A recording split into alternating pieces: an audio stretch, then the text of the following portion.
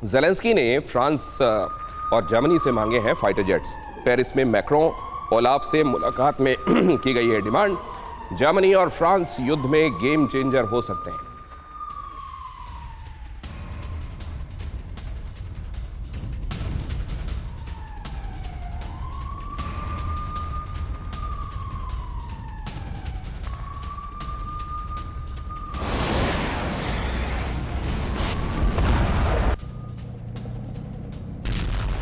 Germany और France ने दोहराया, रूस को युद्ध नहीं जीतना चाहिए। जर्मनी और फ्रांस ये कह रहे हैं कि रशिया की इसमें विक्ट्री नहीं होनी चाहिए।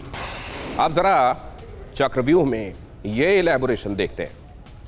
यहां आपने देखा जर्मनी और फ्रांस ये रिटरेट कर रहे हैं कि रशिया को कम से कम जंग नहीं जीतना चाहिए, और ये वही सुर है जो ज़ेलेंस्की और अमेरिका सुनना चाहते हैं। लेकिन अब ये देखिए जरा, वोलोदिमीर ज़ेलेंस्की यूक्रेन के राष्ट्रपति हैं, जंग में गेम चेंजर हो सकते हैं फ्रांस और जर्मनी, उनको पता है फ्रांस और जर्मनी घातक। ये अपने घर में जो 2 एक्स्ट्रा बेडरूम है उसमें होम स्टे बिजनेस करके महीने का 60,000 कमा रहे हैं। आपको भी ये करना है तो फ्रीडम ऐप को अभी डाउनलोड कीजिए। हथियार दे दें अगर, तो रूस को रोकना बहुत आसान हो जाएगा।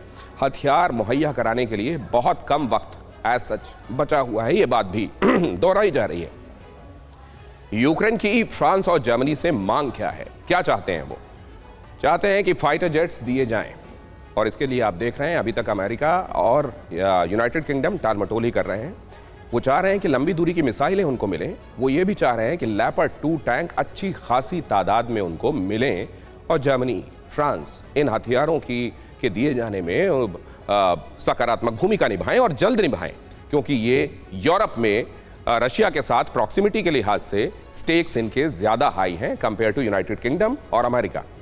अब जरा इसको लेकर मैं कर्नल डिन्नी के पास जाना चाहता हूं। कर्नल डिन्नी, ये एक बात जो है वो जर्मनी और फ्रांस कहते रहे हैं शुरू से ही कि ये सिर्फ एक चीज मुझको याद आती है, जहां पर मैक्रों जब अमेरिका गए थे और वहां से लौट कर आए थे तो उन्होंने कहा था कि रशिया के भी सिक्योरिटी कंसर्न्स को समझा जाना चाहिए, और उनको फिर लताड़ा जाना शुरू हो गया था। ज़ेलेंस्की भी लताड़ने शुरू हो गए थे। अगर मैं वो एक वाहिद बात छोड़ दूं तो जनरली उन्होंने वही बात कही है जो ज़ेलेंस्की के कानों को अच्छी लगेगी। ज़ेलेंस्की जो चाह रहे हैं और ये मुल्क खासतौर से जर्मनी और फ्रांस जो करेंगे, वो क्या दिखाई देता है आपको? देखिए दिनेश जी, अभी जो आपने जो हेडिंग ही रखा है, जो चक्रव्यूह, अगर मैं इस चक्रव्यूह को और इसके बारे में जो हिस्ट्री के बारे में समझूं, चक्रव्यूह बनाना एक चीज होता है और चक्रव्यूह से निकलना एक चीज होता है। तो चक्रव्यूह अगर मेरे समझ में, और जो आंचल मल्होत्रा सर भी कह रहे थे, चक्रव्यूह का जो मेन जो आर्किटेक्ट है वो यूएस है, और चक्रव्यूह का ही भाग है जर्मनी, फ्रांस और बाकी जो यूरोपियन नेशंस है। इनका चक्रव्यूह लगा रहे हैं कि रशिया को किसी तरह से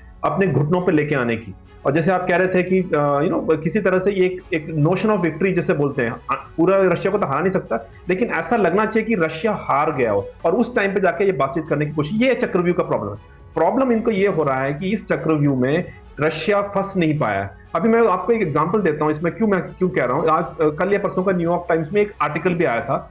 जब ये रशिया वॉर शुरू हुआ था तो इनका जब, और ये जो सैंक्शंस लगा रहे थे, इकोनॉमिक सैंक्शन, जिसको न्यूक्लियर इकोनॉमिक सैंक्शन, मतलब न्यूक्लियर एक्सप्लोजन की तरह मानते थे, इन्होंने एक सोचा कि रशिया की जो इकोनॉमी है वो 15% नीचे आएगी, लेकिन एक साल के बाद सिर्फ मात्र 3% ही नीचे आई है। और वहीं पर यूक्रेन का तकरीबन 1/3 जो है उनका इकोनॉमी नीचे आ गया, कम से कम 30% नीचे आ गया है। तो उनको अभी इकोनॉमिक सैंक्शन से रशिया नीचे नहीं आया। रशिया ने पूरी अपनी जो वार का जो आर्मरी है उसको नहीं यूज किया है। रशिया का जो डिप्लोमेटिकली ऐसा कोई आइसोलेशन नहीं हुआ है। तो चक्रव्यूह में सिर्फ अब ये हालत है, किसी तरह से इसको और आगे बढ़ाया जाए। तो मेरा ये मानना है दिनेश जी, ये जो जितने भी टैंक्स दे रहे हैं, मान लो 31 टैंक्स दे रहे हैं यूएस अब्राहम, यूके दे रही है 12 चैलेंजर, और जर्मनी दे रही है 12 लेपर्ड, ये बहुत ही प्रतीक मात्र है, ये सिर्फ सिंबोलिज्म है। क्योंकि अगर एक हमारे जो भारत में भी जो एक रेजिमेंट होती है, टैंक होती है, उसमें कम से कम 45 टैंक होते हैं। ये तो 2 रेजिमेंट भी नहीं बन रहे हैं, तो वो कैसे मुकाबला करेंगे?